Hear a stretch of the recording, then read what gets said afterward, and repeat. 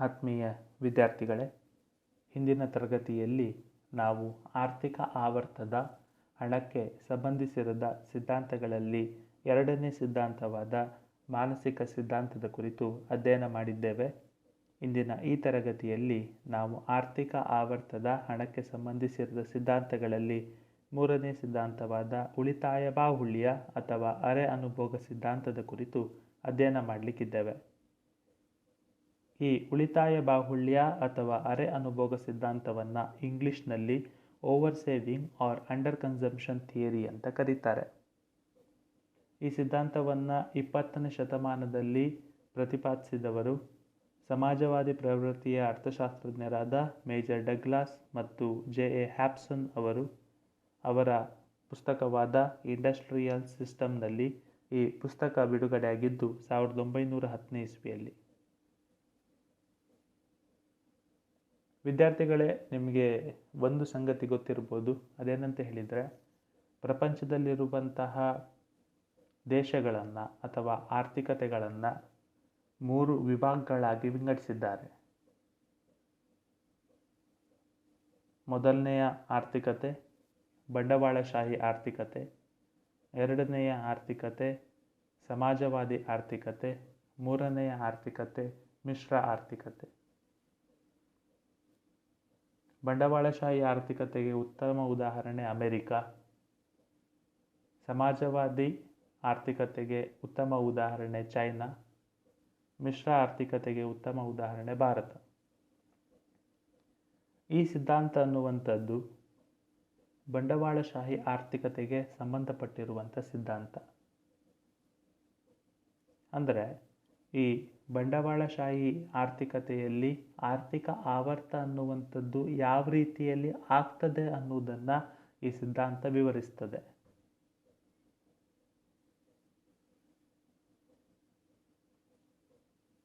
ನಾವು ಬಂಡವಾಳಶಾಹಿ ಆರ್ಥಿಕತೆಯನ್ನು ಗಮನಿಸಿದಾಗ ನಮಗೆ ಒಂದು ವಿಷಯ ಗೊತ್ತಾಗ್ತದೆ. ಅದೇನಂತ ಹೇಳಿದರೆ, ಈ ಬಂಡವಾಳಶಾಹಿ ಆರ್ಥಿಕತೆಯಲ್ಲಿ ಆದಾಯದ ಅಸಮಾನತೆ ಅನ್ನುವಂಥದ್ದಿದೆ. ಈ ಆದಾಯದ ಅಸಮಾನತೆ ಇರುವುದರಿಂದ ಅಲ್ಲಿ ಉಳಿತಾಯದ ಬಾಹುಳ್ಯ ಮತ್ತು ಅರೆ ಅನುಭೋಗ ಅನ್ನುವಂಥದ್ದಿದೆ. ಈ ಉಳಿತಾಯ ಬಾಹುಳ್ಯ ಅನ್ನುವಂಥದ್ದು ಶ್ರೀಮಂತ ವರ್ಗಕ್ಕೆ ಸಂಬಂಧಪಡುವುದಾದರೆ, ಅರೆ ಅನುಭೋಗ ಅನ್ನುವಂಥದ್ದು ಶ್ರಮಿಕ ವರ್ಗಕ್ಕೆ ಸಂಬಂಧಪಟ್ಟಿರುವಂಥದ್ದು. ನಿಮಗೆ ಆರ್ಥಿಕ ಆವರ್ತದ ಬೇರೆ ಬೇರೆ ಹಂತಗಳ ಬಗ್ಗೆ ಗೊತ್ತಿರ್ಬೋದು. ಮೊದಲನೇ ಹಂತವನ್ನು ಮುಗ್ಗಟ್ಟು ಅಂತೇವೆ, ಎರಡನೆಯ ಹಂತವನ್ನು ಚೇತರಿಕೆ ಅಂತೇವೆ, ಮೂರನೆಯ ಹಂತವನ್ನು ಸಮೃದ್ಧಿ ಅಂತೇವೆ, ನಾಲ್ಕನೆಯ ಹಂತವನ್ನು ಶೃಂಗ ಅಂತೇವೆ, ಐದನೆಯ ಹಂತವನ್ನು ಆರ್ಥಿಕ ಹಿಂಜರಿತ ಅಂತೇವೆ. ಈ ಬಂಡವಾಳಶಾಹಿ ಆರ್ಥಿಕತೆಯಲ್ಲಿ ಶ್ರೀಮಂತ ವರ್ಗ ಏನಿದೆ, ಈ ಶ್ರೀಮಂತ ವರ್ಗ ಆ ಆರ್ಥಿಕತೆಯಲ್ಲಿರುವಂತಹ ಉತ್ಪಾದನಾ ಘಟಕಗಳ ಮಾಲೀಕತ್ವವನ್ನು ಹೊಂದಿರುವಂತಹ ವರ್ಗ. ಅಂದರೆ ಕೈಗಾರಿಕಾ ವಲಯದಲ್ಲಿರುವಂತಹ ಕೈಗಾರಿಕೆಗಳ ಮಾಲೀಕತ್ವವನ್ನು ಈ ಶ್ರೀಮಂತ ವರ್ಗದ ಜನ ಹೊಂದಿರ್ತಾರೆ. ಕೃಷಿ ವಲಯದಲ್ಲಿರುವಂತಹ ಸಂಸ್ಥೆಗಳ ಮಾಲೀಕತ್ವವನ್ನು ಈ ಶ್ರೀಮಂತ ವರ್ಗದ ಜನ ಹೊಂದಿರ್ತಾರೆ. ಮತ್ತು ಸೇವಾ ವಲಯದಲ್ಲಿ ಇರುವಂತಹ ಸೇವೆಯನ್ನು ಕೊಡುವಂತಹ ಸಂಸ್ಥೆಗಳ ಮಾಲೀಕತ್ವವನ್ನು ಈ ಶ್ರೀಮಂತ ವರ್ಗದ ಜನ ಹೊಂದಿರ್ತಾರೆ.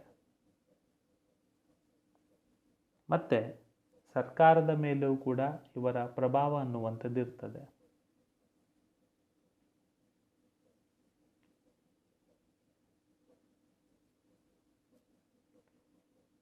ನಿಮಗೆ ಶೃಂಗದ ಹಂತ ಗೊತ್ತಿರ್ಬೋದು.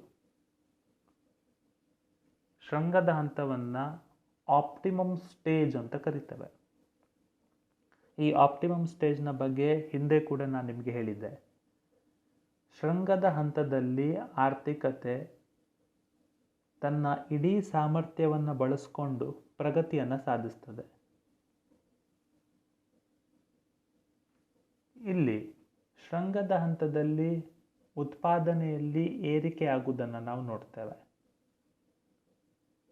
ಈ ಉತ್ಪಾದನೆಯಲ್ಲಿ ಏರಿಕೆ ಆಗುವುದರಿಂದ ಈ ಕೈಗಾರಿಕಾ ವಲಯ, ಕೃಷಿ ವಲಯ ಮತ್ತು ಸೇವಾ ವಲಯದ ಸಂಸ್ಥೆಗಳನ್ನು ನಡೆಸುವ, ಅದರ ಮಾಲೀಕತ್ವವನ್ನು ಹೊಂದಿರುವ ಶ್ರೀಮಂತ ವರ್ಗದ ಜನರ ಆದಾಯದಲ್ಲಿಯೂ ಕೂಡ ದೊಡ್ಡ ಮಟ್ಟದ ಏರಿಕೆ ಅನ್ನುವಂಥದ್ದಾಗ್ತದೆ. ಇಲ್ಲಿ ಶ್ರೀಮಂತ ವರ್ಗದ ಜನರಿಗೆ ಅವರ ಜೀವನವನ್ನು ನಡೆಸಲಿಕ್ಕೆ ಎಷ್ಟು ಪ್ರಮಾಣದಲ್ಲಿ ಆದಾಯ ಅನ್ನುವಂಥದ್ದು ಬೇಕೋ ಅದಕ್ಕಿಂತ ಅತ್ಯಧಿಕ ಪ್ರಮಾಣದಲ್ಲಿ ಆದಾಯ ಅನ್ನುವಂಥದ್ದು ಈಗ ಅವರ ಕೈಗೆ ಬರ್ತಾ ಇದೆ. ಇಂಥ ಪರಿಸ್ಥಿತಿ ಇರುವುದರಿಂದ ಈ ಸಿದ್ಧಾಂತದ ಪ್ರಕಾರ ಶ್ರೀಮಂತ ವರ್ಗದ ಜನ ಅವರ ಕೈನಲ್ಲಿ ಇರುವಂತಹ ಹಣವನ್ನು ಸಂಪೂರ್ಣವಾಗಿ ಹೂಡಿಕೆ ರೂಪದಲ್ಲಿ ಬಳಕೆ ಮಾಡ್ತಾರೆ. ಅಂದರೆ ಶ್ರೀಮಂತ ವರ್ಗದ ಜನರ ಹಣ ಅನ್ನುವಂಥದ್ದು ಪುನಃ ಆರ್ಥಿಕತೆಗೆ ಹೂಡಿಕೆಯ ರೂಪದಲ್ಲಿ ಬರ್ತದೆ. ಕೃಷಿ ವಲಯದಲ್ಲಿರುವಂಥ ಸಂಸ್ಥೆಗಳಲ್ಲಿ ಪುನಃ ಹೂಡಿಕೆ ಅನ್ನುವಂಥದ್ದಾಗ್ತದೆ. ಕೈಗಾರಿಕಾ ವಲಯದ ಸಂಸ್ಥೆಗಳಲ್ಲಿ ಹೂಡಿಕೆ ಅನ್ನುವಂಥದ್ದಾಗ್ತದೆ. ಸೇವಾ ವಲಯದ ಸಂಸ್ಥೆಗಳಲ್ಲಿಯೂ ಕೂಡ ಹೂಡಿಕೆ ಅನ್ನುವಂಥದ್ದಾಗ್ತದೆ. ಶ್ರೀಮಂತರು ಹಣವನ್ನು ಗಳಿಸಿದ ಹಣವನ್ನು ಪುನಃ ಹೂಡಿಕೆ ಮಾಡಿದರು.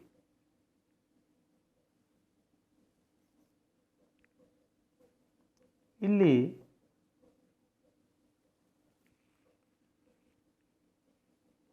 ಶ್ರಮಿಕ ವರ್ಗದ ಪರಿಸ್ಥಿತಿ ನೋಡಿ. ಶ್ರಮಿಕ ವರ್ಗದ ಜನ ಏನಿದ್ದಾರೆ ಅವರು ಕೃಷಿ ವಲಯದ ಸಂಸ್ಥೆಗಳಲ್ಲಿ ಕೆಲಸವನ್ನು ಮಾಡ್ತಿದ್ದಾರೆ, ಕೈಗಾರಿಕಾ ವಲಯದ ಸಂಸ್ಥೆಗಳಲ್ಲಿ ಕೆಲಸ ಮಾಡ್ತಿದ್ದಾರೆ, ಸೇವಾ ವಲಯದ ಸಂಸ್ಥೆಗಳಲ್ಲಿಯೂ ಕೂಡ ಕೆಲಸ ಮಾಡ್ತಿದ್ದಾರೆ. ಆರ್ಥಿಕತೆ ಅನ್ನುವಂಥದ್ದು ಶೃಂಗದ ಹಂತದಲ್ಲಿದೆ, ಆಪ್ಟಿಮಮ್ ಗ್ರೋತ್. ಆ ಕಡೆ ಶ್ರೀಮಂತರು ಹೂಡಿಕೆ ಮಾಡಿದ್ದಾರೆ, ಈ ಕಡೆ ಶ್ರಮಿಕರು ಕೆಲಸ ಮಾಡ್ತಿದ್ದಾರೆ. ಆದರೆ ಇಲ್ಲಿ ಶ್ರಮಿಕ ವರ್ಗದ ಜನರ ಆದಾಯದಲ್ಲಿ ದೊಡ್ಡ ಮಟ್ಟದ ಬದಲಾವಣೆಗಳೇನಾಗುವುದಿಲ್ಲ. ಅವರು ಕಡಿಮೆ ಮಟ್ಟದಲ್ಲಿ ಆದಾಯವನ್ನು ಗಳಿಸ್ತಾ ಇರ್ತಾರೆ. ಶ್ರೀಮಂತ ವರ್ಗದ ಜನರ ಆದಾಯಕ್ಕೂ ಈ ಶ್ರಮಿಕ ವರ್ಗದ ಜನರ ಆದಾಯಕ್ಕೂ ಅಜಗಜಾಂತರ ವ್ಯತ್ಯಾಸ ಅನ್ನುವಂಥದ್ದು ಇರ್ತದೆ ಈ ಸಿದ್ಧಾಂತದ ಪ್ರಕಾರ. ಈಗ ಏನಾಯಿತು, ಹೂಡಿಕೆ ಅನ್ನುವಂಥದ್ದಲ್ಲಿ ದೊಡ್ಡ ಮಟ್ಟದಲ್ಲಿ ಆಗಿದೆ. ಹೂಡಿಕೆ ಅನ್ನುವಂಥ ದೊಡ್ಡ ಮಟ್ಟದಲ್ಲಿ ಆಗಿರುವುದರಿಂದ ಕೃಷಿ ವಲಯದಲ್ಲಿ ಉತ್ಪಾದನೆ ದೊಡ್ಡ ಮಟ್ಟದಲ್ಲಿ ಆಗ್ತದೆ, ಕೈಗಾರಿಕಾ ವಲಯದಲ್ಲಿ ಉತ್ಪಾದನೆ ದೊಡ್ಡ ಮಟ್ಟದಲ್ಲಿ ಆಗ್ತದೆ, ಸೇವಾ ವಲಯದಲ್ಲಿಯೂ ಕೂಡ ಉತ್ಪಾದನೆ ದೊಡ್ಡ ಮಟ್ಟದಲ್ಲಿ ಆಗ್ತದೆ. ಅಂದರೆ ಮಾರುಕಟ್ಟೆಯಲ್ಲಿ ಎಷ್ಟು ವಸ್ತು ಮತ್ತು ಸೇವೆಗಳಿಗೆ ಬೇಡಿಕೆ ಇದೆಯೋ ಆ ವಸ್ತು ಮತ್ತು ಸೇವೆಗಳಿಗೆ ಬೇಡಿಕೆ ಇರುವುದಕ್ಕಿಂತ ಜಾಸ್ತಿ ಪ್ರಮಾಣದಲ್ಲಿ ಅಲ್ಲಿ ವಸ್ತು ಮತ್ತು ಸೇವೆಗಳು ಮಾರುಕಟ್ಟೆಯಲ್ಲಿ ಈಗಿನ ಪರಿಸ್ಥಿತಿಯಲ್ಲಿ ಲಭ್ಯ ಇದೆ. ನಾನು ಮುಂಚೆ ಕೂಡ ನಿಮಗೆ ಒಂದು ಮಾತು ಹೇಳಿದ್ದೆ. ಅದೇನಂತ ಹೇಳಿದರೆ, when there is excess supply of commodity to the market, at that time that commodity will lose its value. ಮಾರುಕಟ್ಟೆಯಲ್ಲಿ ಯಾವ ವಸ್ತು ಮತ್ತು ಸೇವೆ ಅನ್ನುವಂಥದ್ದು ಅಗತ್ಯಕ್ಕಿಂತ ಜಾಸ್ತಿ ಪ್ರಮಾಣದಲ್ಲಿ ಲಭ್ಯ ಇರ್ತದೋ ಆ ಸಂದರ್ಭದಲ್ಲಿ ಆ ವಸ್ತು ಅನ್ನುವಂಥದ್ದು ತನ್ನ ಮೌಲ್ಯವನ್ನು ಕಳ್ಕೊಳ್ತದೆ. ಸೊ ಈಗಿನ ಪರಿಸ್ಥಿತಿಯಲ್ಲಿ ಇಲ್ಲಿ ಓವರ್ ಪ್ರೊಡಕ್ಷನ್ ಅನ್ನುವಂಥದ್ದಾಗಿದೆ. Over production of the agriculture commodity, over production of the industrial commodity, over production of the service commodity or services. ಈಗ ಏನಾಯಿತು, ವಸ್ತುವಿನ ಮತ್ತು ಸೇವೆಯ ಲಭ್ಯತೆ ಅನ್ನುವಂಥದ್ದು ಜಾಸ್ತಿ ಅದರ ಬೇಡಿಕೆಗೆ ಹೋಲಿಸಿದರೆ. ಈಗಿನ ಹಂತದಲ್ಲಿ ವಸ್ತು ಮತ್ತು ಸೇವೆಗಳು ಮಾರುಕಟ್ಟೆಯಲ್ಲಿ ಮೌಲ್ಯವನ್ನು ಕಳ್ಕೊಳ್ತವೆ. ಯಾಕಂತ ಕೇಳಿದರೆ ಶ್ರಮಿಕ ವರ್ಗ ಒಂದು ಕಡೆ ಇದೆ. ಆ ಶ್ರಮಿಕ ವರ್ಗದ ಆದಾಯ ಕಡಿಮೆ ಇರುವುದರಿಂದ ಆ ಶ್ರಮಿಕ ವರ್ಗಕ್ಕೆ ಆ ವಸ್ತುಗಳನ್ನು ಖರೀದಿಸುವ ಸಾಮರ್ಥ್ಯ ಇಲ್ಲ, ಸೇವೆಗಳನ್ನು ಖರೀದಿಸುವ ಸಾಮರ್ಥ್ಯ ಇಲ್ಲ. ಆ ಕಡೆ ದೊಡ್ಡ ಮಟ್ಟದಲ್ಲಿ ಹೂಡಿಕೆಯಾಗಿರುವುದರಿಂದ ವಸ್ತು ಮತ್ತು ಸೇವೆಗಳು ದೊಡ್ಡ ಮಟ್ಟದಲ್ಲಿ ಮಾರುಕಟ್ಟೆಗೆ ಬರ್ತಾ ಇದೆ. ಶ್ರೀಮಂತ ವರ್ಗದ ಜನ ಆ ವಸ್ತುವನ್ನು ಖರೀದಿಸ್ತಾರೆ, ಹೌದು. ಆದರೆ ದೊಡ್ಡ ಮಟ್ಟದಲ್ಲಿ ಆ ವಸ್ತುವನ್ನು ಖರೀದಿಸಲಿಕ್ಕೆ ಅವರು ಹೋಗುವುದಿಲ್ಲ. ಯಾಕಂತ ಕೇಳಿದರೆ ಇಡೀ ಜನಸಂಖ್ಯೆಯಲ್ಲಿ ಅವರ ಪ್ರಮಾಣ 30% ಮಾತ್ರ. ಅಂದರೆ ಈ ಕಡೆ ಉಳಿದ 70% ಜನ ಶ್ರಮಿಕ ವರ್ಗದ ಜನ, ಕಡಿಮೆ ಆದಾಯವನ್ನು ಹೊಂದಿದವರು. ಮಾರುಕಟ್ಟೆಯಲ್ಲಿ ವಸ್ತು ಮತ್ತು ಸೇವೆಗಳಿಗೆ ಈಗಿನ ಪರಿಸ್ಥಿತಿಯಲ್ಲಿ ಬೇಡಿಕೆ ಅನ್ನುವಂಥದ್ದು ಕಡಿಮೆ, ಅವುಗಳ ಲಭ್ಯತೆ ಅನ್ನುವಂಥದ್ದು ಜಾಸ್ತಿ. ಕಲ್ಪನೆ ಮಾಡಿಕೊಳ್ಳಿ, ಈಗಿನ ಪರಿಸ್ಥಿತಿಯಲ್ಲಿ ಏನಾಯಿತು? ಇಲ್ಲಿ ವಸ್ತು ಮತ್ತು ಸೇವೆಗಳ ಪೂರೈಕೆ ಅಧಿಕ ಆಗಿರುವುದರಿಂದ ವಸ್ತು ಮತ್ತು ಸೇವೆಗಳು ಮೌಲ್ಯವನ್ನು ಕಳ್ಕೊಂಡಿವೆ. ಅಂದರೆ ಆ ವಸ್ತು ಮತ್ತು ಸೇವೆಗಳಿಗೆ ಬೇಡಿಕೆ ಅನ್ನುವಂಥದ್ದು ಕುಸಿತದೆ. ಬೇಡಿಕೆ ಅನ್ನುವಂಥದ್ದು ಕುಸಿಲಿಕ್ಕೆ ಶುರುವಾದಾಗ ಏನಾಯಿತು? ಉತ್ಪಾದನಾ ಚಟುವಟಿಕೆಯನ್ನು ನಡೆಸ್ತಾ ಇರುವಂಥ ಸಂಸ್ಥೆಗಳು ಇಂಥ ಸಂದರ್ಭದಲ್ಲಿ ಭಯಭೀತರಾಗ್ತಾರೆ. ಅವರು ಭಯಭೀತರಾಗಿರುವುದರಿಂದ ಅವರು ವಸ್ತು ಮತ್ತು ಸೇವೆಗಳ ಉತ್ಪಾದನೆಯನ್ನು ಕಡಿಮೆ ಮಾಡ್ತಾರೆ. ನಾನು ನಿಮಗೆ ಆಲ್ರೆಡಿ ಹೇಳಿದ್ದೆ, ವಸ್ತು ಮತ್ತು ಸೇವೆಗಳ ಉತ್ಪಾದನೆ ಕಡಿಮೆ ಆಗುವುದು ಅಂತ ಹೇಳಿದರೆ GDP ಕಡಿಮೆ ಆಗುವುದು ಅಂತ ಅರ್ಥ. ಈಗಿನ ಪರಿಸ್ಥಿತಿಯಲ್ಲಿ GDP ಅನ್ನುವಂಥದ್ದು ಕಡಿಮೆ ಆಗ್ತದೆ. ಅಂದರೆ ಶೃಂಗದ ಹಂತವನ್ನು ದಾಟಿದ ಆರ್ಥಿಕತೆ ಈಗಿನ ಪರಿಸ್ಥಿತಿಯಲ್ಲಿ ಹಿಂಜರಿತದ ಹಂತವನ್ನು ತಲುಪಿದೆ. There is continuous reduction in the GDP because there is a continuous reduction in the quantity of production.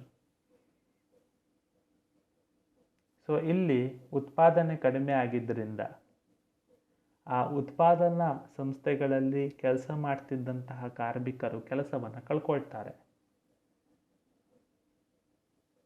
ಒಳ್ಳೆ ರೀತಿಯಲ್ಲಿ ಕೆಲಸ ಮಾಡ್ತಿದ್ದಂಥ ಕಾರ್ಮಿಕರು, ಅಂದರೆ ಪರ್ಫಾರ್ಮೆನ್ಸ್ ಚೆನ್ನಾಗಿರುವ ಕಾರ್ಮಿಕರು ಆ ಸಂಸ್ಥೆಯಲ್ಲಿ ಉಳ್ಕೊಳ್ತಾರೆ. ಆದರೆ ಅವರಲ್ಲಿ ಕಡಿಮೆ ಆದಾಯಕ್ಕೆ ಕೆಲಸವನ್ನು ಮಾಡಬೇಕಾದ ಪರಿಸ್ಥಿತಿ ಬರ್ತದೆ. ಪರ್ಫಾರ್ಮೆನ್ಸ್ ಚೆನ್ನಾಗಿಲ್ಲದ ಕಾರ್ಮಿಕರನ್ನು ಸಂಸ್ಥೆಯಿಂದ ಕಿತ್ತಾಕ್ತಾರೆ. They will lose their job. ಈಗ ಏನಾಯಿತು? ಉತ್ಪಾದನೆ ಕಡಿಮೆ ಆಗಿ ಬೇಡಿಕೆ ಅನ್ನುವಂಥದ್ದು ಕಡಿಮೆ ಆಗಿದೆ. ಬೇಡಿಕೆ ಅನ್ನುವಂಥದ್ದು ಕಡಿಮೆ ಆಗಿದ್ದರಿಂದ ಜನ ಕೆಲಸವನ್ನು ಕಳ್ಕೊಂಡಿದ್ದಾರೆ. ಜನರ ಜೀವನ ಮಟ್ಟದಲ್ಲಿಯೂ ಕೂಡ ಏರುಪೇರು ಅನ್ನುವಂಥದ್ದು ಆಗ್ತದೆ. ಜೀವನ ಮಟ್ಟ ಅನ್ನುವಂಥದ್ದು ಕೂಡ ಕುಸಿಯುತ್ತದೆ. ಅಂದರೆ ಈ ಒಂದು ಸಂದರ್ಭದಲ್ಲಿ ಸರ್ಕಾರ ಮಧ್ಯಪ್ರವೇಶ ಮಾಡದೇ ಇದ್ದರೆ, ಸೆಂಟ್ರಲ್ ಬ್ಯಾಂಕ್ ಮಧ್ಯಪ್ರವೇಶ ಮಾಡದೇ ಇದ್ದರೆ, ರಿಸೆಷನ್ ಹಂತದಲ್ಲಿರುವಂಥ ಆರ್ಥಿಕತೆ ಡಿಪ್ರೆಷನ್ ಹಂತಕ್ಕೆ ಬರ್ತದೆ. ಅಂದರೆ ಆರ್ಥಿಕ ಹಿಂಜರಿತದ ಹಂತದಲ್ಲಿದ್ದಂಥ ಆರ್ಥಿಕತೆ ಆರ್ಥಿಕ ಮುಗ್ಗಟ್ಟಿನ ಹಂತವನ್ನು ತಲುಪ್ತದೆ. ನೀವು ಇಲ್ಲಿ ಒಂದು ಸಂಗತಿಯನ್ನು ಗಮನಿಸಿರ್ಬೋದು. ಅದೇನಂತ ಹೇಳಿದರೆ, ಶ್ರೀಮಂತ ವರ್ಗದ ಉಳಿತಾಯದಿಂದ ಉತ್ಪಾದನೆ ಅನ್ನುವಂಥದ್ದು ಹೆಚ್ಚಳವಾಗಿ ಆರ್ಥಿಕತೆ ಅನ್ನುವಂಥದ್ದು ಶೃಂಗದ ಹಂತವನ್ನು ತಲುಪಿದರೆ, ಬಡವರ್ಗ ಅಂದರೆ ಈ ಶ್ರಮಿಕ ವರ್ಗದ ಅರೆ ಅನುಭೋಗದಿಂದ ಆರ್ಥಿಕತೆ ಅನ್ನುವಂಥದ್ದು ಮುಗ್ಗಟ್ಟಿನ ಹಂತವನ್ನು ತಲುಪಿತು.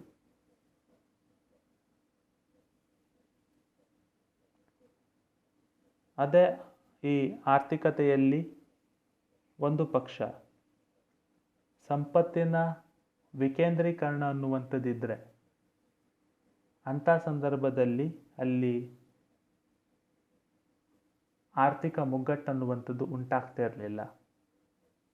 ಇಲ್ಲಿ ಸಂಪತ್ತಿನ ಕೇಂದ್ರೀಕರಣ ಅನ್ನುವಂಥದ್ದಿತ್ತು.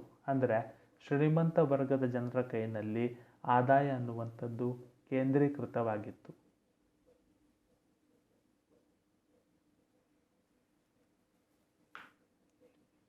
ಟೀಕೆಗಳು. ನೀವು ಗಮನಿಸಿರ್ಬೋದು, ಆರ್ಥಿಕ ಆವರ್ತದ ಯಾವುದೇ ಸಿದ್ಧಾಂತವನ್ನು ನೀವು ತೆಗೆದುಕೊಂಡರೂ ಕೂಡ ಆ ಸಿದ್ಧಾಂತದ ಮೇಲೆ ಟೀಕೆ ಅನ್ನುವಂಥದ್ದಿದೆ. ಅದೇ ರೀತಿಯಲ್ಲಿ ಈ ಉಳಿತಾಯ ಬಾಹುಳ್ಯ ಅಥವಾ ಅರೆ ಅನುಭೋಗದ ಸಿದ್ಧಾಂತ ಏನಿದೆ, ಈ ಸಿದ್ಧಾಂತದ ಮೇಲೂ ಕೂಡ ಟೀಕೆ ಅನ್ನುವಂಥದ್ದಿದೆ. ಇದರ ಮೇಲೆ ಪ್ರಮುಖ ಟೀಕೆ ಏನಂತ ಹೇಳಿದರೆ, ಈ ಸಿದ್ಧಾಂತ ಅನ್ನುವಂಥದ್ದು ಸಮರ್ಪಕವಾದ ವಿವರಣೆಯನ್ನು ನೀಡುವುದಿಲ್ಲ ಅಂತ. ಇದು ಒಂದು ಹಂತದವರೆಗೆ ನಿಜ. ಯಾಕಂತ ಹೇಳಿದರೆ, ಈ ಸಿದ್ಧಾಂತವನ್ನು ಅಧ್ಯಯನ ಮಾಡಿದರೆ ಅರ್ಥಶಾಸ್ತ್ರದ ಜ್ಞಾನ ಹೊಂದಿರುವಂಥ ವ್ಯಕ್ತಿ ಈ ಸಿದ್ಧಾಂತವನ್ನು ಭಾಳ ಸುಲಭವಾಗಿ ಅರ್ಥ ಮಾಡ್ಕೊಳ್ಬೋದು. ಆದರೆ ಅರ್ಥಶಾಸ್ತ್ರದ ಜ್ಞಾನ ಇಲ್ಲದ ವ್ಯಕ್ತಿ ಈ ಸಿದ್ಧಾಂತವನ್ನು ಮೊದಲ ಬಾರಿಗೆ ಗಮನಿಸಿದರೆ ಅಥವಾ ಈ ಸಿದ್ಧಾಂತವನ್ನು ಅಧ್ಯಯನ ಮಾಡಿದರೆ ಆ ಸಂದರ್ಭದಲ್ಲಿ ಈ ಸಿದ್ಧಾಂತವನ್ನು ಅರ್ಥ ಮಾಡ್ಕೊಳ್ಳೋದು ಭಾಳ ಕಷ್ಟ. ಯಾಕಂತ ಕೇಳಿದರೆ, ಈ ಸಿದ್ಧಾಂತದಲ್ಲಿ ಎಲ್ಲಿಯೂ ಕೂಡ ಸಮರ್ಪಕವಾದ ವಿವರಣೆ ಅನ್ನುವಂಥದ್ದಿಲ್ಲ. ಅಂದರೆ ಸಮೃದ್ಧಿಯ ಹಂತದಿಂದ ಆರ್ಥಿಕತೆ ಹೇಗೆ ಶೃಂಗದ ಹಂತವನ್ನು ತಲುಪ್ತದೆ ಮತ್ತು ಶೃಂಗದ ಹಂತದಿಂದ ಆರ್ಥಿಕತೆ ಹೇಗೆ ಆರ್ಥಿಕ ಮುಗ್ಗಟ್ಟನ್ನು ತಲುಪ್ತದೆ, ಈ ಒಂದು ಚಟುವಟಿಕೆಯ ಬಗ್ಗೆ, ಈ ಒಂದು ಬದಲಾವಣೆಯ ಬಗ್ಗೆ ಈ ಸಿದ್ಧಾಂತದಲ್ಲಿ ಸವಿಸ್ತಾರವಾದ ವಿವರಣೆ ಅನ್ನುವಂಥದ್ದಿಲ್ಲ. ಎರಡನೇ ದೊಡ್ಡ ಟೀಕೆ ಏನಂತ ಹೇಳಿದರೆ, ಈ ಸಿದ್ಧಾಂತವನ್ನು ಗಮನಿಸಿದಾಗ ಒಂದು ಸಂಗತಿ ನಮ್ಮ ಗಮನಕ್ಕೆ ಬರ್ತದೆ. ಅದೇನಂತ ಹೇಳಿದರೆ, ಇಲ್ಲಿ ಶ್ರೀಮಂತ ವರ್ಗದ ಜನ ಅವರ ಆದಾಯದಲ್ಲಿ ಹೂಡಿಕೆಯನ್ನು ಮಾಡ್ತಾರೆ ಅಂತ. ಅಂದರೆ ಇಲ್ಲಿ ಅವರ ಕೈನಲ್ಲಿ ಇರುವ ಹಣ ಏನಿದೆ, ಈ ಹಣ ಅನ್ನುವಂಥದ್ದು ಸಂಪೂರ್ಣವಾಗಿ ಹೂಡಿಕೆಯ ರೂಪದಲ್ಲಿ ಮತ್ತೆ ಆರ್ಥಿಕತೆಯಲ್ಲಿರುವಂತಹ ಉತ್ಪಾದನಾ ಘಟಕಗಳನ್ನು ಪ್ರವೇಶಿಸ್ತದೆ ಅಂತ. ಆದರೆ ಶ್ರೀಮಂತ ವರ್ಗದ ಜನ ನಮ್ಮ ಹಾಗೆ ಮಾನವರೇ, ಅವರಿಗೂ ಕೂಡ ಭವಿಷ್ಯದ ಬಗ್ಗೆ ಭಯ ಅನ್ನುವಂಥದ್ದಿದೆ, ಅನಿರ್ದಿಷ್ಟತೆ ಅನ್ನುವಂಥದ್ದು ಕಾಡ್ತದೆ. ಅವರು ಯಾವ ಸಂಸ್ಥೆಯ ಮಾಲೀಕರಾಗಿದ್ದಾರೋ ಆ ಸಂಸ್ಥೆ ನಾಳೆ ಉಳಿತದೋ ಇಲ್ವೋ ಅನ್ನುವ ಭಯ ಕೂಡ ಅವರಿಗಿದೆ. ಸೊ ಇಂಥ ಪರಿಸ್ಥಿತಿ ಇರುವುದರಿಂದ ಅವರು ಅವರ ಆದಾಯವನ್ನು ಸಂಪೂರ್ಣವಾಗಿ ಹೂಡಿಕೆ ಮಾಡ್ತಾರೆ ಅನ್ನುವ ಕಲ್ಪನೆ ತಪ್ಪು. ವಾಸ್ತವವಾಗಿ ಹಾಗಿಲ್ಲ. ಉಳಿತಾಯದ ರೂಪದಲ್ಲಿರುವಂಥ ಹಣ ಉಳಿತಾಯವಾಗಿ ಉಳಿಬಹುದು. There may be possibility.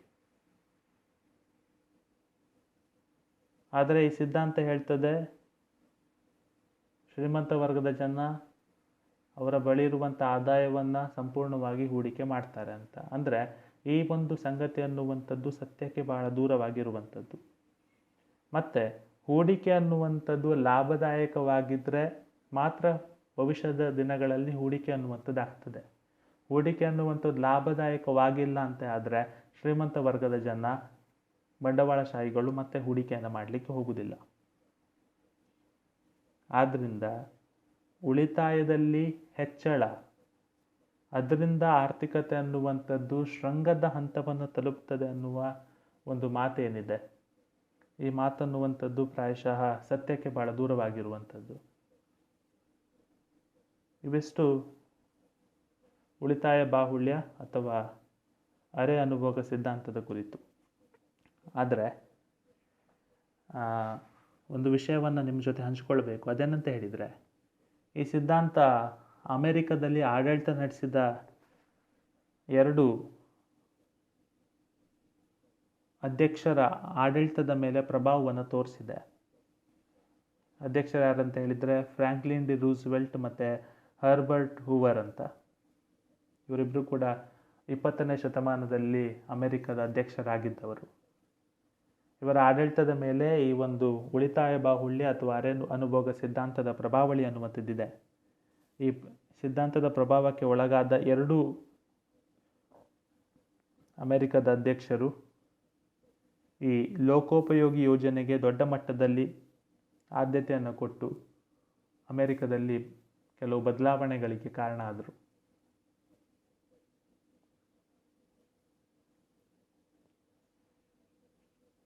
ಇದಿಷ್ಟು ಉಳಿತಾಯ ಬಾಹುಳ್ಯ ಅಥವಾ ಅರೆ ಅನುಭೋಗದ ಸಿದ್ಧಾಂತದ ಕುರಿತು.